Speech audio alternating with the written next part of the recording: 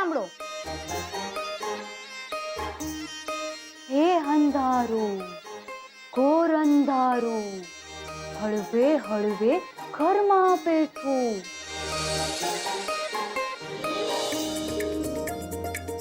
હુઈ થપ્પો કરતું કરતું અજવાળાને ઓરડે બેઠું. બીક બતાવી એવી એણે. હા, બીક બતાવી એવી એણે. અજવાળું તો નાઠું નાઠું, જય સૂરજને રાવ કરી રે. બોલી પડ્યું રોતું રોતું. હસી પડ્યા સૂરજ દાદા. ચપટી ભરીને જ્ઞાન દીધું. કર અંધારાના નામનો થપ્પો. સ્વયં અંધારું છેટું છેટું, હર હંમેશનું છેટું છેટું.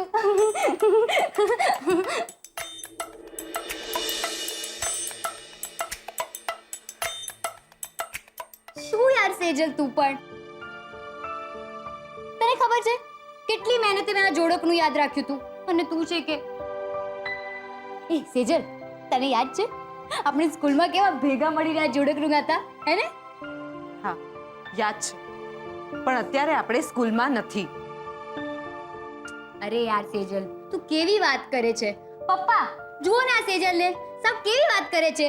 પપ્પા એક કામ કરો, તમે જ મને કહો, શું મેં કંઈ ખોટું કર્યું? હા, ખોટું નહીં બેટા, ખોટા સમયે કહ્યું.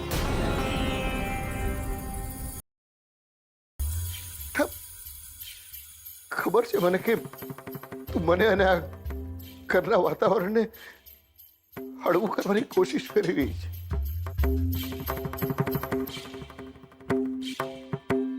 અમારા બધામાં નવી હિંમતનો સંચાર કરવા માંગે છે, મને ખબર છે, પણ એક વાત સમજે બેટા, તારામાં અને અમારામાં ફરક છે.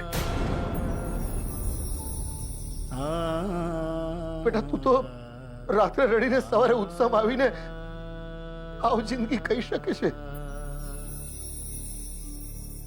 પણ હું એવું નહીં કરી શકું જ્યાં સુધી ગુલાબ મને પાછો નહીં મળી જાય.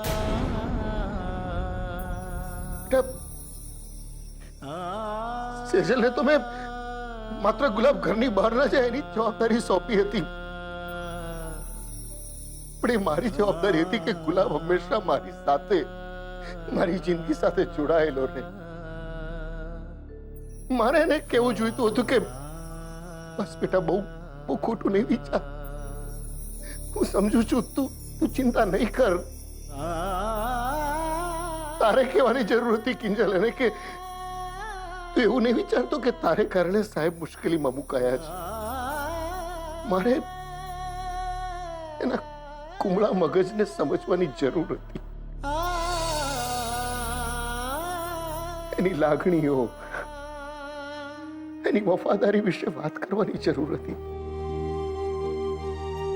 પરીક્ષા વખતે હું એને કેવો ધ્યાનથી ભણાવતો હતો કે પાસ થાય, આજે હું જ નાપાસ થઈ ગયો.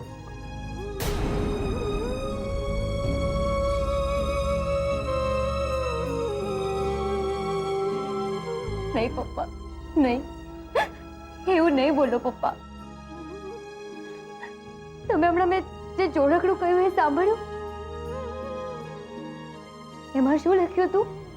અંધારું, અજવાળું, આ બધું છે ને પપ્પા, આમ ચપટી વગાડતા ગાયબ થઈ જાય. પણ પપ્પા, ચપટી વગાડવા માટે આપણે સ્વસ્થ તો રહેવું પડશે ને? ખોટું છે આ બધું. જોડકણા છે ને એ માત્ર શબ્દોના ગતકડા છે, એનાથી જિંદગીનું અંધારું દૂર ના થાય બેટા. દૂર થાય ને તો પોતાના માણસો દૂર થાય. માટે મહેરબાની કરીને આ ગતગડા કરવાનું બંધ કરી દે. પપ્પા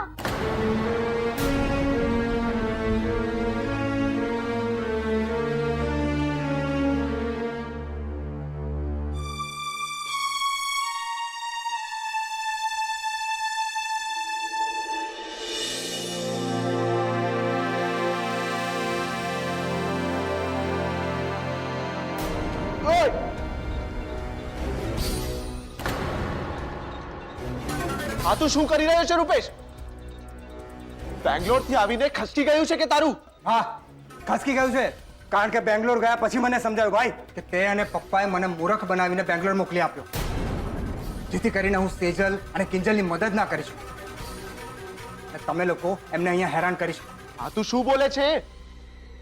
તારી મદદ કરો તો વાંધો, તારી મદદ ના કરો તો તને ડબલ વાંધો. મદદ માય ફૂટ. આ ભોળો બનવાના પ્રયત્ન ના કરતું. અને બરાબર ખબર પડી ગઈ છે ભાઈ કે તું ભોળો નહીં, કાટ છે કાટ. તે મારા તો લોહીના સંબંધ છે પપ્પા સાથે, તેમ છતાં મારા પપ્પાના ગુણ મારામાં નથી આવ્યા. પણ તું પપ્પાની સાથે રહી રહીને પૂરેપૂરો નેગેટિવ થઈ ગયો છે. એવું જ તને લાગે છે? એવું જ છે. આ બધા નાટક કરવાનું બંધ કર. જા રૂપેશ, બેંગ્લોર જા. કોને ખબર કે આપણી ફ્રેન્ડશિપ પહેલા જેવી થઈ જાય. પણ તને કહી દઉં કે હવે કોઈ ચાન્સ નથી. રૂપેશ, નહીં ઉત્કર્ષ, હવે નહીં. હવે બધું પતી ગયું છે. હું જો ઈચ્છું ને તો આ વાતનો બહુ મોટો ઇસ્યુ બનાવીને મમ્મીની સામે તને હકીકત બોલવા પર મજબૂર કરીશ. મારે આ બાબતને છંછેડવી નથી. વખત આવવા દે, ત્યારે તારે જવાબ આપવો જ પડશે.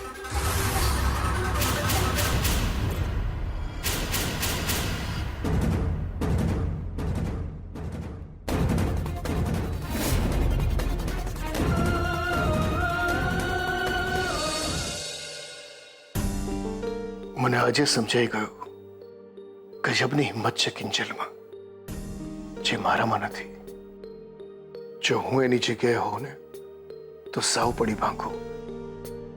પોલીસ ચોકીમાં ઓલા શર્માના વાહિયાત સવાલોનો સામનો કર્યો, અને સામનો કર્યો નીરવની હકીકતનો. એક પછી એક, ઉપરા ઉપરી. જો કોઈની સાથે વિશ્વાસઘાત થાય ને તો આ વિશ્વાસઘાતી વણઝાર ભલાને ભાંગીને ભૂક્કો કરી નાખે. મારી કિંજલ તો આજે અડીખમ ઊભી છે, એ જ એના હસતા ચહેરા સાથે, આંખમાં કેફેનું સપનું આંજી. એની સામે આ વાત કબૂલું કે ના કબૂલું, પણ આજે હું એની પાસેથી એક વાત ચોક્કસ શીખ્યો છું કે બસ ચપટી વગાડવાની વાર છે, અંધારું ભાગી જશે. એ મોહનિયા, લે બોલો. ભાઈ સાહેબ તો યાર ખુરશીમાં ઝૂલા ઝૂલે છે. વાહ રે વાહ, શું જમાવટ કરી છે. સિંહાસન જમાવીને કેવું પડે હો. એટલે મોહનિયા, મને એક વાત કહીશ, મારે તને મળવા આવવું હોય તો ઓલી મીરા વહુને ચેક નાકે ભરીએ એમ હપ્તા ચૂકવવા પડશે. એવું નથી બાપ. છેલ્લી વાર તમે ઘરે જ્યારે આવે ને ત્યારે હું સૂતો હતો અને મીરાએ તમને મને જગાડવાની ના પાડી. અરે ખાલી ના નહોતી કીધી ગગા, આમ સીધો દરવાજો બતાવી દીધો તો. અને એ દુનિયાભરના દોસ્તના ટોપલા મારા માથે ઠલવ્યા બાદ મારી માડીના સોગંદ ખાઈને કહું છું, મોહનિયા, તને ખબર છે કે હું જી કહું છું ઈ સાચું જ હોય છે. આ ગલબાને જ લે, હથેળીમાં રાખ્યો તો ને તેને. રાહુલની જગ્યાએ તારી છોડ્યુએ એના કાંડે રાખડી બાંધીને અને હવે જો હથેળીમાં ચાંદ બતાવીને ભાગી ગયો ને. નહીં ભાઈ, એવું નથી. ગુલાબને એવું લાગ્યું કે મારે કારણે સાહેબ અને કિંજલને તકલીફ થઈ રહી છે એટલે ભાગી ગયો. ચિઠ્ઠીમાં પણ લખ્યું છે એને. અરે રેવા દે, ચિઠ્ઠી વાળા રેવા દે. એવા ચિત્તેડા ભમરડા કરવામાં એના બાપના કેટલા ટકા જાય છે કે જોઈ મને. બાકી 100 વાતની એક વાત, ગુલબાને બિચારો કરી અને એનું તાણવાનું રેવા દે. બાકી આંગળીથી નખ વેગડા ઈ વેગડા. અને આ ખાલી ગુલબા હારું જ નથી કેતી હો, સમજી લેજે. ના મેં સાંભળ્યું છે કે તું અને તારી ઝાંસીની રાણી પોલીસ ચોકીની હવા ખાઈને આવ્યા? અરે હા કે ના તો બોલ. હા અને ઈએ સાંભળ્યું કે ત્યાંય તારી કિંજલડીએ તલવાર હો ઉગામેલી? પણ બાપ, અરે મારે કાંઈ સાંભળવું નથી. ખાલી એટલું જ કે હા કે ના. હા અરરરરરરર. જોયું? આને કહેવાય નગુણી અને છીછરી. અરે શું ખાઈને જઈણીતી મીરા વહુએ આ છોડીને? નાના મને કે જોઈ, સગાઈ તૂટ્યા પછી સુશાંતિયા હારે એક ઓરડામાં એક રાત રહીને આવી હતી, ઈ ઓછું હતું? પાછો ઓલો પ્રેમ પત્ર, રજવાડી ચાને નામ લટકાવ્યા તા ને દુકાને તોરણિયા. તું જ મારી રજવાડી ચા ફૂંક મારીને પીવો કે પછી ફૂકી ફૂકીને પીવો? યાદ આવ્યું? અરરરર. શિવ શિવ શિવ શિવ શિવ શિવ રામ રામ રામ. શું કરવાના આવી છે તું અહીંયા? તારી હિંમત કેવી રીતે થઈ મારા ઘરને અપડાવવાની? એ ટકાની છોકરી ઈચ્છે છે શું તું? હા, તારી મોટી બેને ટ્યુશન આપી આપીને રૂપેશને ફસાવ્યો ને હવે તું મારા દીકરાને ફસાવાના ટ્યુશન આપી રહી છે. પણ એક વાત યાદ રાખજે, આ શાંતિલાલ શાહનું ઘર છે, અહીંયા તારું કઈ નહીં ચાલે. ને મારે ચલાવવું પણ નથી. પણ મને એક વાત નથી સમજાતી કે તમને કેમ ડર લાગી રહ્યો છે? પોતે ચોર એટલે બધા ચોર એમ? એ છોકરી, મોઢું સંભાળીને બોલજે, સમજી? તમે ચા વાળાની છોકરીઓ જન્મજાત ગરીબ, પૈસા વાળાના છોકરાઓની આગળ પાછળ ફર્યા કરો અને મોકો મળે એટલે ફસાવી દો એમને. અને પછી વર્તન તો એવું જાણે કે સતી સાવિત્રી. આમ શું જુએ છે મારી સામે? હા? શરમ નથી આવતી? અરે શરમ શબ્દનો અર્થ ખબર છે તને? અરે જો અર્થ ખબર હોત ને તો ક્યારની જતી રહ્યો હોત અહીંયાથી. એ શરમ એકવાર તારી બેન સાથે કેવડાવી, એકવાર મેં પોતે તને કહ્યું મારા નીરવથી દૂર રહે, પણ નહીં, પૈસા વાળાનો છોકરો હાથમાંથી છટકી ન જવો જોઈએ. એમાંય મારો નીરવ તો બિચારો સાવ નમાલો, એટલે ચલાવી દીધું તારું કામણ એના પર. તારા જેવી છોકરીઓને અમારી ભાષામાં શું કહેવાય ખબર? તું આમ જે હું કરું આમ છાતી ખાડીને ફરતી હોય છે ને, આમ બાયો ચડાવતી અને ગલ્લા પર બેસતી હોય છે ને, એને મારી ભાષામાં શું કહેવાય ખબર છે?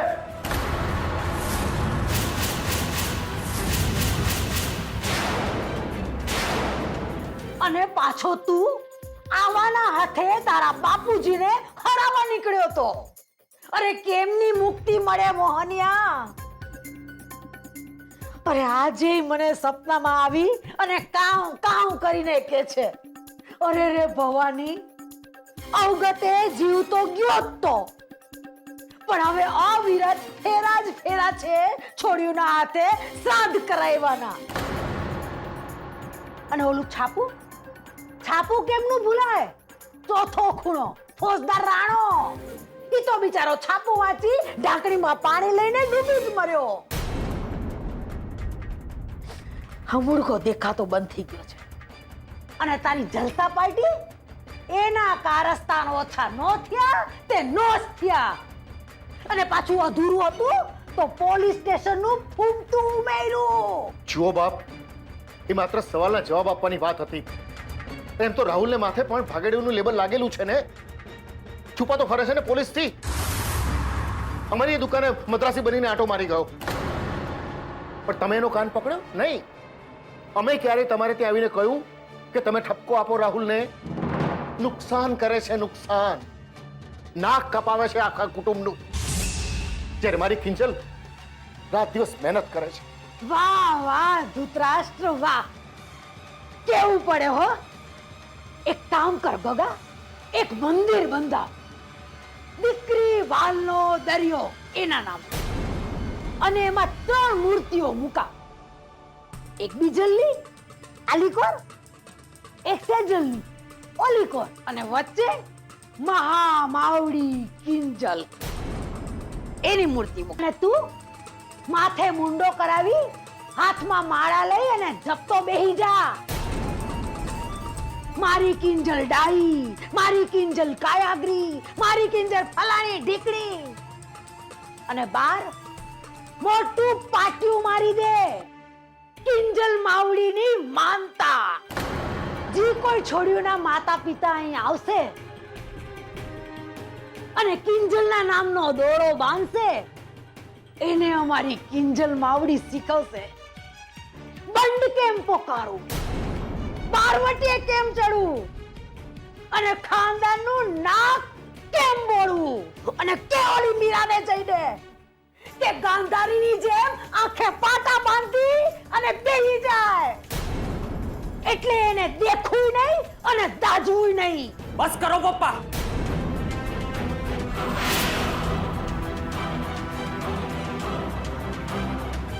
હવે જો તમે એક પણ અક્ષર બોલ્યા છો ને તો શું સામે જવાબ આપતો થઈ ગયો છે? બાપની સામે આંગળી ઉપાડતો થઈ ગયો છે અને પણ કોના? આ ચિબાવલીના જોડે. તમારે જે સમજવું હોય તે સમજો, પણ કિંજલની વિરુદ્ધ હું એક પણ અક્ષર નહીં સાંભળી લઉં. તો ચાલે જા નહીં. એ તને જબરજસ્તી રોકી રાખ્યો છે. બાકી હકીકત તો એ છે કે પેલા ચા વાળો અને એની આ છોકરીએ જિંદગી હરામ કરી નાખી છે. બાપ જાણે આડોડાઈમાં એવરેસ્ટ, અને આ છોકરી મારી પાસે ગલીએ ગલીએ ફરીને ચા વેચાવડાવવાની હતી. શું થયું? હારી ગઈ ને ચેલેન્જ? ચેલેન્જ ભલે હારી ગઈ હોય, પણ એનાથી તમારો અને એનો હિસાબ પૂરો નથી થઈ જતો. બસ કરો બાપ. તમે તો એવી રીતે બોલી રહ્યા છો જાણે આ બધું કરવામાં મને અને કિંજલને બહુ મજા આવતી હોય. તમે ક્યારે એ વિચાર કર્યો છે કે અમે કઈ પરિસ્થિતિમાંથી પસાર થઈ રહ્યા છીએ?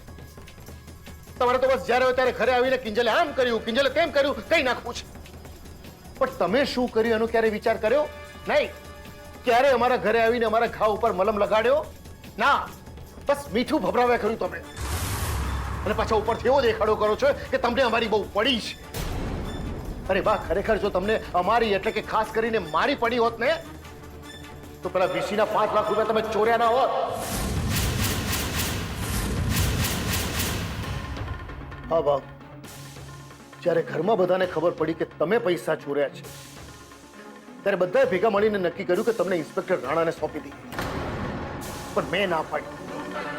નહીં, બાને આ વાતની ખબર પડવી જોઈએ નહીં. એમ તો મીરા મોમે મને હું કરવા ચોર કીધી? તમે એમ માનો છો કે મેં મીરાને ઠપકો નહીં આપ્યો હોય? પછી મેં વિચાર્યું કે નહીં, બાને આ વાતની ખબર પડી ગઈ છે અને છતાં પણ જો આપણા ઘરે આવીને કિંજલને ગમે તેમ બોલી જાય છે, ફરિયાદ કરી જાય છે, તો હવે મારે પણ કહેવું છે, મારે પણ પૂછવું જોઈએ કે બોલો બાપ, પછી બરબાદી કરવાની શું બાકી રહી ગઈ છે કે તમે મારા ઘરે આવો છો? અરે પૈસા તો લૂંટી લીધા તમે મારા. હવે શું બાકી રહ્યું છે મારી પાસે કે તમે આ રીતે લૂંટવા માટે ઘરમાં આવ્યા કરો છો મારે આંગણે?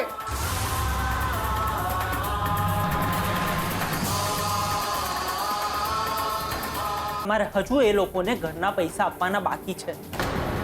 સાંભળ્યું તમે? અને હું તમને એ લોકોના પૈસા નહીં ખાવા દઉં. એટલે તું કહેવા માંગે છે કે હું પૈસા ખાઈ ગયો છું?